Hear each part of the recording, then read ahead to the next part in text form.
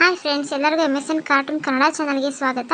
ಯಾರೆಲ್ಲ ಸಬ್ಸ್ಕ್ರೈಬ್ ಮಾಡದೆ ನೋಡ್ತಿದ್ದೀರಾ ದಯವಿಟ್ಟು ವಿಡಿಯೋ ಶುರು ಮಾಡೋದಕ್ಕಿಂತ ಮುಂಚೆಗೆ ಅದರಲ್ಲಿ ನೋಡೋದಕ್ಕಿಂತ ಮುಂಚೆಗೆ ಸಬ್ಸ್ಕ್ರೈಬ್ ಮಾಡ್ಕೊಂಡು ನೋಡಿ ಅಂತ ಹೇಳೋದಕ್ಕೆ ಇಷ್ಟಪಡ್ತೀನಿ. ಬನ್ನಿ ವಿಡಿಯೋ ಶುರು ಮಾಡೋಣ. ನಿನಗೆ ಗೊತ್ತೇ ಇಲ್ಲ ಅಲ್ವಾ? ನಿನಗೆ ಹೇಳದೆ ಮರ್ತೋಗ್ಬಿಟ್ಟಿದ್ದೀವಿ ನೋಡು. ನಾಳೆ ನಿನ್ನ ನೋಡಕ್ಕೆ ಹುಡುಗ ಬರ್ತಾ ಇದ್ದಾನೆ ತುಮಕೂರಿಂದ. ಏನು ಹುಡುಗನ?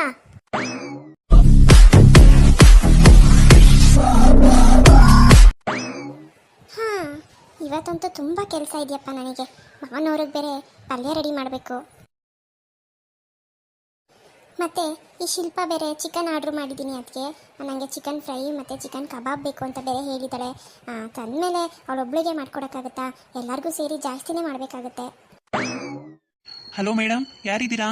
ಪಾರ್ಸಲ್ ಬಂದಿದೆ. ಓ, ಪಾರ್ಸಲ್ ಬಂತು ಅಂತ ಅನ್ಸುತ್ತೆ. ನೋಡಿ ಮೇಡಮ್ ನಿಮ್ಮ ಪಾರ್ಸಲು. ಹಾಂ, ಕುಡಿ ಕುಡಿ. ಥ್ಯಾಂಕ್ ಯು ಸೋ ಮಚ್ ಇಷ್ಟು ದೂರ ತಂದುಕೊಟ್ಟಿದ್ದಕ್ಕೆ. ಹಾಗೇನಿಲ್ಲ ಬಿಡಿ ಮೇಡಮ್, ನಮ್ಮ ಕೆಲಸನೇ ಅದೇ ಅಲ್ವಾ. ಹಾಂ ಸರ್, ಎಷ್ಟಾಯಿತು ಅಮೌಂಟು? ಹಾಂ ಮೇಡಮ್, 775 ರೂಪಾಯಿ ಆಯಿತು ಮೇಡಮ್. ಓ ಹೌದಾ, ಒಂದು ನಿಮಿಷ ಕೊಟ್ಟೆ ಇರಿ.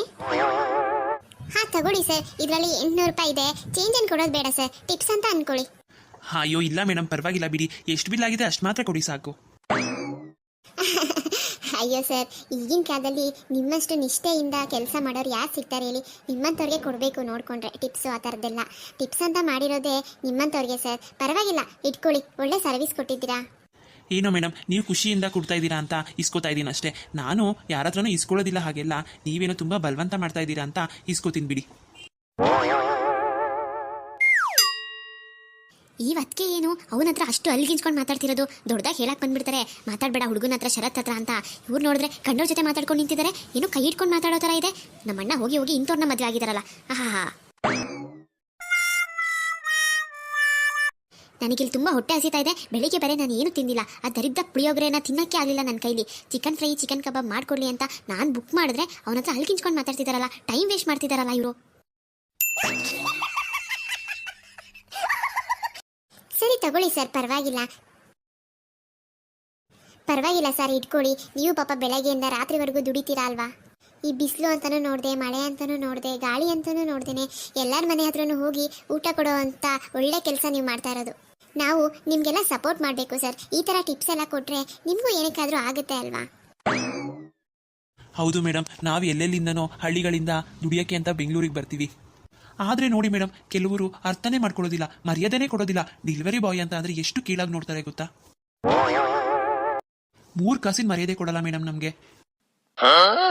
ಆದರೆ ನಮಗೆ ಗೊತ್ತು ಮೇಡಮ್, ಅಷ್ಟು ಕಷ್ಟಪಡ್ತಾ ಇರ್ತೀವಿ ಅಂತ. ಅದು ಅಲ್ಲದೆ ನಮಗೆ ರೂಲ್ಸ್ ಇರುತ್ತೆ ಮೇಡಮ್. ಇಷ್ಟು ನಿಮಿಷದಲ್ಲಿ ನೀವು ತೊಗೊಂಡೋಗಿ ಐಟಮ್ನ ಕೊಡಬೇಕಾಗುತ್ತೆ, ಫುಡ್ನ ಕೊಡಬೇಕಾಗುತ್ತೆ ಅಂತ. ನಾವು ಅಷ್ಟು ನಿಮಿಷದಲ್ಲಿ ಕರೆಕ್ಟಾಗಿ ಟೈಮ್ ಪಿಕಪ್ ಮಾಡಬೇಕಲ್ಲ ಮೇಡಮ್. ಒಂದು 5-10 ನಿಮಿಷ ಲೇಟ್ ಆಗಿಬಿಟ್ರು ಕೆಲವರಂತೂ ಬಾಯಿಗೆ ಬಂದಾಗ ಬೈತಾರೆ ಮೇಡಮ್. ಹೌದು ಸರ್, ಒಳ್ಳೆಯವ್ರಿಗೆ ಒಳ್ಳೆ ಕಾಲ ಇಲ್ಲ ಸರ್ ಇವಾಗ. ಏನು ಮಾಡೋಕ್ಕಾಗಲ್ಲ. ಪ್ರಪಂಚ ಹೇಗೆ ಹೋಗ್ತಾ ಇದೆಯೋ ಹಾಗೆ ಹೋಗ್ಬೇಕಲ್ವ ನಾವು. ಏನೂ ಆಗಲ್ಲ ಬಿಡಿ ಸರ್, ನಿಮಗೂ ಒಂದು ಒಳ್ಳೆ ಕಾಲ ಬಂದೇ ಬರುತ್ತೆ. ನೀವು ಮಾಡೋ ಪ್ರಯತ್ನ ಮಾತ್ರ ಬಿಡಬೇಡಿ. ನೀವು ನಿಮ್ಮ ಕೆಲಸದ ಮೇಲೆ ಶ್ರದ್ಧೆ ಇಟ್ಟು ಮಾಡಿ ಸರ್. ಹಾಂ ಸರಿ ಮೇಡಮ್, ಆಯಿತು. ನಾನು ಇನ್ನೊಂದು ಕಡೆ ಪಾರ್ಸಲ್ ಕೊಡೋದಿದೆ, ನಾನು ಇನ್ನು ಹೊರಡ್ತೀನಿ madam. Thank you so much madam. ಹಾಂ ಸರ್, ಆಯಿತು, ಹೋಗಿ ಬನ್ನಿ. ಪಾಪ ಅಲ್ವಾ ಈ ಹುಡುಗ, ಇಷ್ಟು ಒಳ್ಳೆಯ ಥರ ಕಾಣಿಸ್ತಾನೆ. ದೇವ್ರು ಯಾಕೆ ಈ ಥರ ಮಾಡ್ತಾನಪ್ಪ? ಒಳ್ಳೆಯವ್ರಿಗೆ ಒಳ್ಳೇದನ್ನೇ ಮಾಡೋದಿಲ್ಲ ಅಂತ ಅನಿಸುತ್ತೆ. ಇರ್ಲಿ, ಮಾಡೋ ಪ್ರಯತ್ನ ನಾವು ಮಾಡಿದ್ರೆ ಯಾವತ್ತಾದರೂ ಒಂದಿನ ಒಳ್ಳೇದಾದರೂ ಆಗ್ಬೋದು. ನಮ್ಮ ಕೆಲಸನ ನಾವು ಶ್ರದ್ಧೆಯಿಂದ ಮಾಡಿದ್ರೆ ಆ ದೇವರು ಕೂಡ ನೋಡ್ತಾ ಇರ್ತಾನಲ್ವಾ, ಯಾವತ್ತಾದರೂ ನಮಗೆ ಒಳ್ಳೆ ಟೈಮ್ನ ಕೊಟ್ಟೇ ಕೊಡ್ತಾನೆ. ಈಗ ಹೋಗಿ ಫಸ್ಟು ನಾನು ಚಿಕನ್ ಫ್ರೈ ಚಿಕನ್ ಕಬಾಬು ಮಾಡಿ ಮುಗಿಸ್ಬಿಡ್ತೀನಿ. ಎಂಥವ್ರು ಇರ್ಬೇಕು ಇವರು? ಅಲ್ಲ, ಆ ಡೆಲಿವರಿ ಬಾಯ್ ಹತ್ರ ಇಷ್ಟೊತ್ತು ಗಂಟೆ ಮಾತಾಡ್ಕೊಳ್ಳೋ ಅವಶ್ಯಕತೆ ಇತ್ತಾ? ಇಲ್ಲ ಬಿಡು, ನಮ್ಮ ಅಣ್ಣ ಮೊದಲು ಸರಿ ಇಲ್ಲ, ಇಷ್ಟೊಂದು ಲೂಸ್ ಆಗಿರೋದು. ಇನ್ನು ನಾನು ಬೇರೆ ಇರೋದಿಲ್ಲ ಈ ಮನೇಲಿ. ಇವ್ರನ್ನಂತೂ ಕಂಟ್ರೋಲ್ ಮಾಡೋದು ಯಾರೂ ಇರಲ್ಲ. ಒಳ್ಳೆ ಹಕ್ಕಿ ಥರ ಹಾರ ಆಡ್ಕೊಂಡು ಇಟ್ಬಿಡ್ತಾರೆ. ನೋಡೋಣ ಇನ್ನು ಏನೇನು ಮಾಡ್ತಾರೋ. ಏನಾದರೂ ಮಾಡ್ಕೊಳ್ಳಪ್ಪ. ನಾನಂತೂ ಶರತ್ತನ ಮದುವೆ ಆಗಿ ಈ ಮನೆಯಿಂದ ಫಸ್ಟ್ ಹೋಗಬೇಕು. ಈ ಕರ್ಮಗಳೆಲ್ಲ ಯಾವನ್ ನೋಡ್ತಾನೆ? ಹಬ್ಬ, ನನ್ನ ಕೈಲಿ ಎಷ್ಟು ಚೆನ್ನಾಗಿ ಮಾಡೋಕ್ಕೆ ಸಾಧ್ಯನೋ ಅಷ್ಟು ಚೆನ್ನಾಗಿ ಮಾಡಿಬಿಟ್ಟಿದ್ದೀನಿ. ಇವಾಗಲಾದರೂ ಶಿಲ್ಪ ಹೊಟ್ಟೆ ತುಂಬ ಊಟ ಮಾಡ್ತಾಳ ನೋಡಬೇಕು. ಬೆಳಿಗ್ಗೆ ಅಂತೂ ಸರಿಯಾಗಿ ತಿನ್ನಲೇ ಇಲ್ಲ. ಸರಿಯಾಗೇನು ಒಂದು ಸ್ವಲ್ಪನೂ ತಿನ್ನಲಿಲ್ಲ ಅವಳು.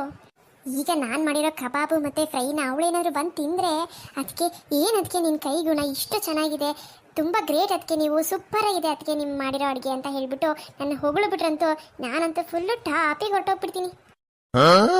ಇರು ಇರು, ಟೈಮ್ ವೇಸ್ಟ್ ಮಾಡೋದು ಬೇಡ. ಬಿಸಿ ಎಲ್ಲ ಹಾರೋಗ್ಬಿಟ್ರೆ ಏನು ಚೆನ್ನಾಗಿರುತ್ತೆ. ಕರಿಯೋಣ ಶಿಲ್ಪನ. ಶಿಲ್ಪಾ ಶಿಲ್ಪಾ, ಬೇಗ ಬಾರಮ್ಮ. ನೀನು ಕೇಳಿರೋಂಥ ಕಬಾಬು ಮತ್ತು ಫ್ರೈ ರೆಡಿ ಮಾಡಿದ್ದೀನಿ, ಬೇಗ ಬಾ. ಅದೇನು ರೆಡಿ ಮಾಡಿದಾರೋ ಏನೋ, ನೋಡಬೇಕು, ನೋಡ್ತೀನಿ ಸರಿ.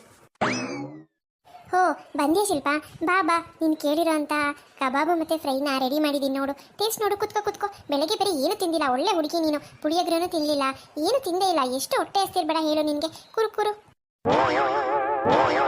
ಅಲ್ಲ, ನಾನು ಬೆಳಿಗ್ಗೆ ಅಂತ ಹೊಟ್ಟೆ ಹಸ್ಕೊಂಡಿದ್ದೀನಿ ಅಂತ ನಿಮಗೆ ಗೊತ್ತು, ಚೆನ್ನಾಗೇ ಗೊತ್ತಿದೆ. ಇವಾಗ ಎಷ್ಟು ಅದಕ್ಕೆ ಟೈಮ್? ಹೌದಮ್ಮ ಶಿಲ್ಪ, ಸ್ವಲ್ಪ ತಡ ಆಗೋಯ್ತು, ಬೇಜಾರು ಮಾಡ್ಕೊಂಬೇಡ. ನೀನು ಹೊಟ್ಟೆ ಹಸ್ಕೊಂಡಿರ್ತೀಯ ಅಂತ ಗೊತ್ತು, ಅದಕ್ಕೆ ನನ್ನ ಕೈಲಿ ಎಷ್ಟಾಗುತ್ತೋ ಅಷ್ಟು ಬೇಗನೆ ಮಾಡೋದಕ್ಕೆ ಪ್ರಯತ್ನ ಪಟ್ಟಿದ್ದೀನಿ. ಮತ್ತು ನೀನು ಬೆಳಗ್ಗೆ ಥರ ಇಷ್ಟ ಇಲ್ಲ ಅಂತ ಅನ್ಬಾರ್ದು ಅಂತ ಎಷ್ಟಾಗುತ್ತೋ ಅಷ್ಟು ಸಾಧ್ಯವಾದಷ್ಟು ಚೆನ್ನಾಗಿ ಮಾಡೋಕ್ಕೆ ಟ್ರೈ ಮಾಡಿದ್ದೀನಿ ಕಣಮ್ಮ. ನೀನು ಹೇಳ್ದಲ್ಲ ಯೂಟ್ಯೂಬ್ ನೋಡ್ಕೊಂಡು ಮಾಡಿ ಅಂತ, ಹಾಗೆ ಯೂಟ್ಯೂಬ್ ನೋಡ್ಕೊಂಡೇ ಮಾಡಿದ್ದೀನಿ ಕಣಮ್ಮ. ಇರಲಿ ಹೋಗ್ಲಿ ಬಿಡಿ, ಪರವಾಗಿಲ್ಲ.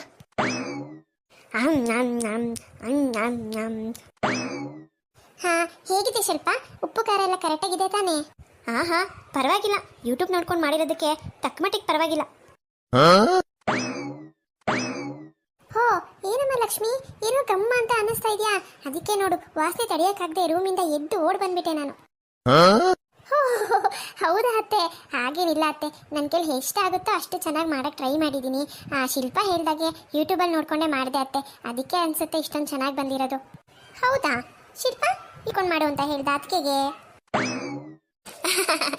ಹೌದಮ್ಮ, ಯೂಟ್ಯೂಬಲ್ಲಿ ನೋಡಿಕೊಂಡು ಸ್ವಲ್ಪ ವೆರೈಟಿ ಥರ ಮಾಡಿ ಅದಕ್ಕೆ ನೋಡೋಣ ಟೇಸ್ಟ್ ಹೇಗಿರುತ್ತೆ ಅಂತ ಅದಕ್ಕೆ ಹೇಳಿದ್ದೆ. ಅದಕ್ಕೆ ನೋಡಮ್ಮ, ಅದಕ್ಕೆ ಎಷ್ಟು ಚೆನ್ನಾಗಿ ಮಾಡಿದ್ದಾರೆ ಗೊತ್ತಾ? ಟೇಸ್ಟ್ ನೋಡು ನೀನು ಎಷ್ಟು ಚೆನ್ನಾಗಿದೆ ಅಂತ. ನೀನು ಯಾವತ್ತಾದ್ರೂ ಹಿಂಗೆ ಮಾಡಿಕೊಟ್ಟಿದ್ಯಾ ನನಗೆ? ಅಯ್ಯೋ ಬಿಡು ಶಿಲ್ಪ, ಅದೆಲ್ಲ ಆಗೋಗಿರೋ ಕತೆ. ನೀವು ಈಗಿನ ಜನ್ರೇಷನ್ ಅವರು ಹೊಸ ವೆರೈಟೀಸ್ನ ಕೇಳ್ತೀರಾ. ನಮಗೆಲ್ಲ ವಯಸ್ಸಾಗಿದೆಯಮ್ಮ, ಈಗ ಕಲಿತು ಮಾಡೋಕ್ಕೆ ಅವೆಲ್ಲ ನಮ್ಮ ಕೈಲಿ ಆಗೋದು ಇಲ್ಲ. ಈಗಲೇ ಮೈಕೈ ನೋವು, ಮಂಡಿ ನೋವು, ಬೆನ್ನು ನೋವು, ಈ ಥರ ನೋವುಗಳಿಂದ ಅನುಭವಿಸ್ತಾ ಇದ್ದೀವಿ. ಹೇಗೋ ನಿಮ್ಮ ಅದಕ್ಕೆ ಬಂದಿದ್ದಾರಲ್ಲ, ಇನ್ಮೇಲೆ ಏನೇನು ಬೇಕೋ ಮಾಡಿಸ್ಕೊಂಡು ತಿನ್ನು, ಆಯಿತಾ? ಹಾಂ, ಖಂಡಿತ ಮಮ್ಮಿ. ನನಗಿನ್ಮೇಲೆ ಏನೇನು ಬೇಕೋ ಎಲ್ಲನೂ ಅದಕ್ಕೆ ಕೈಲೇ ಮಾಡಿಸ್ಕೊಳ್ಳೋದು. ಬನ್ನಿ ಕುತ್ಕೊಳ್ಳಿ, ನೀವು ತಿನ್ನಿ. ಹಾಂ ಶಿಲ್ಪ, ಖಂಡಿತವಾಗ್ಲೂ ತಿಂತೀನಿ, ನೀನು ತಿನ್ನಮ್ಮ. ಅಂದಾಗೆ ಶಿಲ್ಪ, ನಾಳೆ ನೀನು ಬೆಳಗ್ಗೆ 10 ಗಂಟೆ ಅಷ್ಟರಲ್ಲಿ ಚೆನ್ನಾಗಿ ರೆಡಿ ಆಗಿಬಿಡ್ಬೇಕು. ನೋಡು, ನಿಮ್ಮ ಅತ್ತಿಗೆ ಕೈಲಿ ರೆಡಿ ಮಾಡಿಸ್ಕೊ. ನಿಮ್ಮ ಅತ್ತಿಗೆ ತುಂಬ ಟ್ರೆಡಿಷ್ನಲ್ ಆಗಿ ಚೆನ್ನಾಗಿ ರೆಡಿ ಮಾಡ್ತಾರೆ ನಿನಗೆ, ಸರಿನಾ? 10 ಗಂಟೆಗಾ? 10 ಗಂಟೆಗೆ ಯಾಕೆ ಮಮ್ಮಿ? ಅಲ್ಲ, ನಾನು ಯಾಕೆ ಟ್ರೆಡಿಷ್ನಲಲ್ಲಿ ರೆಡಿ ಆಗಬೇಕು ಅಂತ? ಹೋ, ನಿನಗೆ ಗೊತ್ತೇ ಇಲ್ಲ ಅಲ್ವಾ? ನಿನಗೆ ಹೇಳೋದೇ ಮರ್ತೋಗ್ಬಿಟ್ಟಿದ್ದೀವಿ ನೋಡು. ನಾಳೆ ನಿನ್ನ ನೋಡೋಕ್ಕೆ ಹುಡುಗ ಬರ್ತಾ ಇದ್ದಾನೆ ತುಮಕೂರಿಂದ. ಏನು, ಹುಡುಗನಾ? ಹೌದು ಶಿಲ್ಪ, ನಿಮ್ಮ ಅತ್ತಿಗೆ ನೋಡಿರೋ ಹುಡುಗ ಎಂತ ಒಳ್ಳೆ ಹುಡುಗನ ಹುಡುಕಿದ್ದಾರೆ ಗೊತ್ತಾ ನಿನಗೋಸ್ಕರ. ಗೌರ್ಮೆಂಟ್ ಜಾಬಲ್ಲಿ ಇದ್ದಾನೆ ಹುಡುಗ. ಅಯ್ಯೋ ಮಮ್ಮಿ, ಯಾಕೆ ಮಮ್ಮಿ ಇಷ್ಟು ಬೇಗ ಮದುವೆ? ಇಲ್ಲ ಶಿಲ್ಪ, ನೋಡು, ಮದುವೆ ಮಾಡಿಕೊಂಡು ಗಂಡನ ಮನೆಗೆ ಹೋಗು, ಎಲ್ಲ ಒಳ್ಳೇದಾಗುತ್ತೆ ನಿನಗೆ. ನಿಮ್ಮ ಅತ್ತಿಗೆ ನೋಡು, ನಮ್ಮ ಮನೆಗೆ ಬಂದು ಎಷ್ಟು ಚೆನ್ನಾಗಿ ಹೊಂದ್ಕೊಂಡು ಹೋಗಿದ್ದಾಳೆ ಅಂತ. ಅವ್ರ ಅತ್ತೆ ಮಾವನ್ನ, ಗಂಡನ, ನಾದಿನ ಎಷ್ಟು ಪ್ರೀತಿಯಿಂದ ನೋಡ್ಕೋತಾರೆ ನೋಡಿ ಮತ್ತೆ. ನೀನು ಅಷ್ಟೇ, ಇನ್ನೊಬ್ರು ಮನೆಗೆ ಹೋಗಿ ನಿನ್ನ ಗಂಡನ, ಅವ್ರ ಅಪ್ಪ ಅಮ್ಮನ, ಮತ್ತು ನಾದಿನಿ ಇದ್ದರೆ ನಾದಿನ, ಮೈದ್ನ ಇದ್ದರೆ ಮೈದ್ಯನ್ನ, ಎಲ್ಲರನ್ನೂ ತುಂಬ ಚೆನ್ನಾಗಿ ನೋಡ್ಕೊಬೇಕು, ಒಳ್ಳೆ ಹೆಸರು ತಗೋಬೇಕು, ಸರಿನಾ? ಅದು ಅಲ್ಲದೆ ನಿನಗೆ ಒಂದು ಕೆಲಸ ಕೂಡ ಮಾಡೋದಕ್ಕೆ ಬರೋದಿಲ್ಲ, ಹುಟ್ಟು ಸೋಂಬೇರಿ ನೀನು. ನೋಡು ಶಿಲ್ಪ, ನನ್ನ ಮಾತು ಕೇಳು. ನಿಮ್ಮ ಅತ್ತಿಗೆ ನೋಡಿರೋ ಹುಡುಗ ತುಂಬ ಒಳ್ಳೆಯವನಂತೆ.